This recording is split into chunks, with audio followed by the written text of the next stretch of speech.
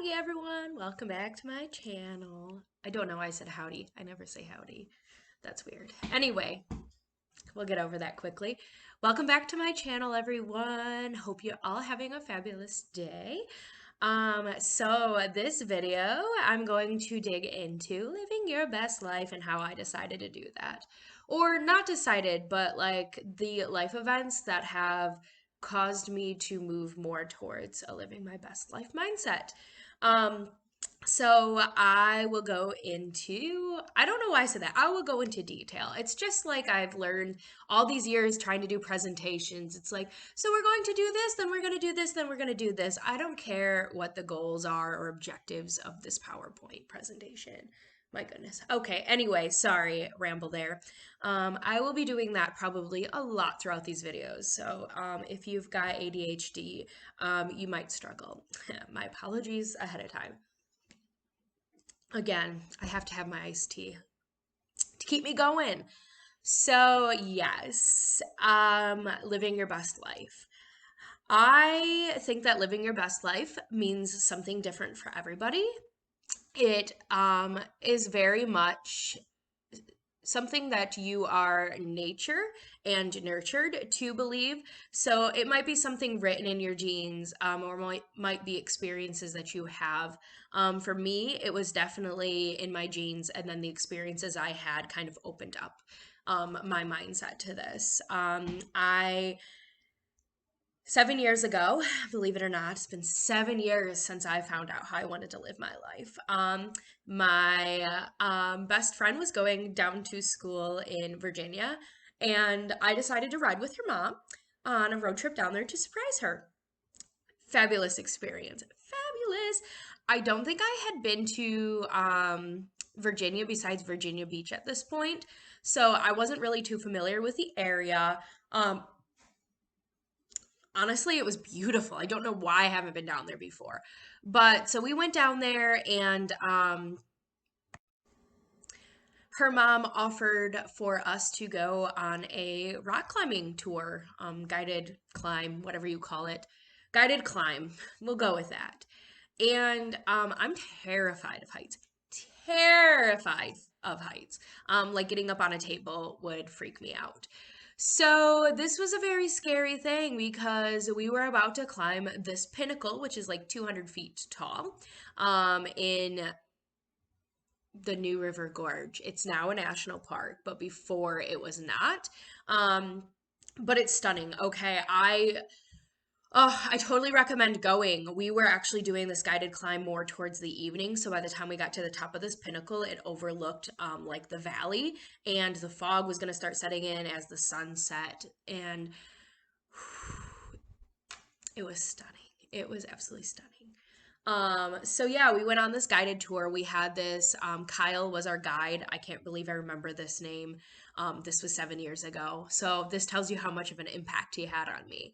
But he took us, and then there was this other couple, and we went to this very easy spot to kind of, um, basically get in the, I wouldn't say get in the habit. He taught us different climbing techniques, and we went to the small wall to kind of try them out and test them, since we didn't need experience to go on this guided tour. I had climbed in, actually, Sam and I had both climbed in indoor facilities multiple times. We have a really cool one from where we're from. And I had belaying experience and everything, but never on actual rocks. So this was like, it was much different. If you've ever climbed inside but never outside, I totally recommend it. But getting off track here. So, yes, we did this guided climb with Kyle, and I have to say, it was spectacular. We were rope climbing, so top climbing, and we're getting up. There are a couple of spots where I remember I had to like smear my shoes, which means you have a flat surface and you have your shoes and you kind of push off and you do it both feet at the same time. And there's enough friction from your shoes between your shoe and the rock that it actually helps you move up. And so I had to smear up a little section. And then there was another spot where I was stuck literally between two slabs of rock with no hold or anything, and I had to like shimmy myself all the way up this little section. Let me tell you what, I was bruised like no other when I was done with this climb, but I was left with the most exhilarating feelings. We did all of these pitches. I don't even remember how many, but some I can't even remember. I can't even begin to even fathom that I completed because I'm so scared of heights and falling. But we did it and we made it to the top, and it was beautiful. You're sitting on top of this pinnacle overlooking, like I said, the fog was starting to roll in, the sun was starting to set. It was like no other. It was like a place in your dreams. Nobody else around. It was just the five of us, and it was fantastic. Um, and then came the difficult part, rappelling down the side of this freaking pinnacle. Um, I don't know about you, but I'm scared of heights, and climbing up really isn't that big of a deal. It's just more of like knowledge and like, focusing.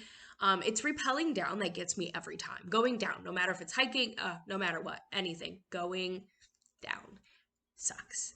So yes, I went over the edge of this pinnacle, and I remember stepping on poor Kyle's foot for like way longer than I should have. And he was totally in pain, but I was just so scared, and I did not realize until it was like too late. I felt so bad. But yeah, I got down, and I have an adventure book that I've put all of my trips into over the last, like, I think 8 or 9 years now. And that is one that was a turning point for me. It made me realize that doing really hard things is amazing. Um, I had never been like really that challenged in my life, I guess.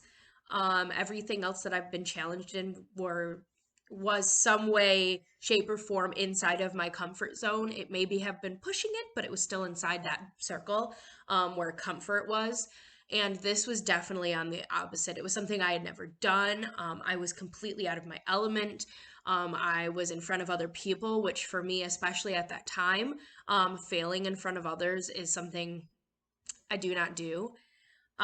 So being able to do that and have this experience and be a positive one, I I felt for the first time in my life open, free, and like I was Superwoman and I could rule the world. I realized after that day that that is how I wanted to live my life. I wanted to do things every day that was going to scare me, terrify me, or whatever it may be that was outside of that circle of comfort, that was on the outside that I would not normally do, because I realized that the growth and the reward was just, it was spectacular. It was way better than like, I don't even know, making your own pizza. Like, okay, that's a lot of work, right? You have to make the dough, and then you gotta like cut up all the top. Yeah, it's a lot of work, and you eat it and you're like, wow, that was worth all the work. But this was just like that, but a million times better. So yeah, that was like one of the first, um, I guess, solidifying moments in my life. Just a year before that, I had gone with my Grammy on a cruise in the Mediterranean after I graduated high school. And that kind of solidified more what I knew. I realized after that cruise that I love different things, different people, different places. I just love Europe was beautiful. The architecture, the culture, I loved it. So I had already kind of known that a little bit about me, and then this rock climbing trip really kind of pulled out that I need different in my life. I need freedom and I need challenge. School was definitely a challenge, but it was a comfortable challenge. And I didn't need it anymore. Like, it wasn't working. A comfortable challenge is something that is difficult to do, but you've done it enough, or a variation of it so much, that it really doesn't give you as much reward when you're done. Maybe it's like running a 5K with the same training. you know, the second time you do it, you didn't really train any differently or harder, so you kind of get the same reward. Whereas if you do a 5K and then you train really hard, differently, more intensely, and then you do that 5K, even if you don't break your PR, you still feel different. Like, wow, I worked really hard for that. Um, so yeah, I had that experience in my life that really made me want to live a different life. And after that, I had multiple solidifying experiences that just kind of strengthened that um, value in me. It is a value. I learned a couple of years ago, I had a communications class and it asked us to rank our values. And I did not realize that traveling and adventure could be a value. I thought they were just like things that I did. And that was kind of, you know, another one of those additive experiences in my life that kind of just solidified who I am and how I want to live my life. And, you know, there's this quote that says, you know, you've got one life. How are you going to live that one marvelous life you've gotten? What are you going to do with it? And I keep that in the back of my mind because all of these experiences have kind of led me to the point where I'm going to live my best life.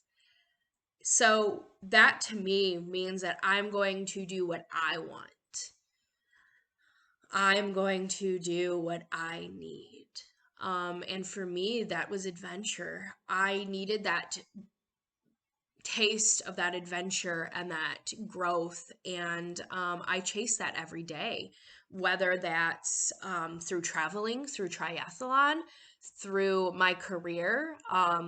This kind of helped me solidify that I needed a career that allowed me to do my traveling, a career that allowed me to get out of my comfort zone. Because once you do kind of the same thing over and over again, you become very comfortable in it. And I needed a job that I could change frequently or alter or keep going further. And that's part of the reason I fell for nutrition. Um, so, yes, I want to help you guys come to the same spiritual awakening I had all those years ago. And then not only have that awakening, but then have the strength to follow that drive, to follow those needs to make you want to live your best life and feel like you can actually achieve that because it's possible. It is possible. You just have to make it one of your values. And life is all about give and take, and it's all about choices. Um, you know, people have kids and they say they can't travel, but traveling is super important to them. If traveling was really important to them and that's how they wanted to live their life, they could make it happen with those kids. If they're not putting their effort and energy towards it, then it must not be that important in their life. And if you're making choices because it's safe and you're scared to make that jump, stay with me because I'll teach you how to do that. And I will teach you how making small jumps can help lead you up to that big jump and how it's worth it. I want you to leave here feeling lighter and like you can actually take on the world because trust me, you can. Um, I want you to have those experiences like I did climbing those mountains because every time I've done it and taken on something a little bit harder, it's just made me want it to do it even more. And so I want to help you get to that point in your life. So until next time, where I talk about more of my stories, hopefully you can do one thing that's challenging for yourself. Maybe something that scares you a little bit every day, whether that's going to eat dinner by yourself or buying a gift that you're not sure that somebody's going to like, but give it to them anyway. Maybe it's going for that run that you haven't done. Maybe it's buying a bikini and going tanning in it. I want you to learn to do it because who cares what other people think? Chase your life. It's yours. Chase it. No, get ahead of life. Get in front of it. Don't chase it. I want you to chase those dreams and then I want you to stomp on them because you've made it. So until next time, I hope you have a beautiful day. Bye.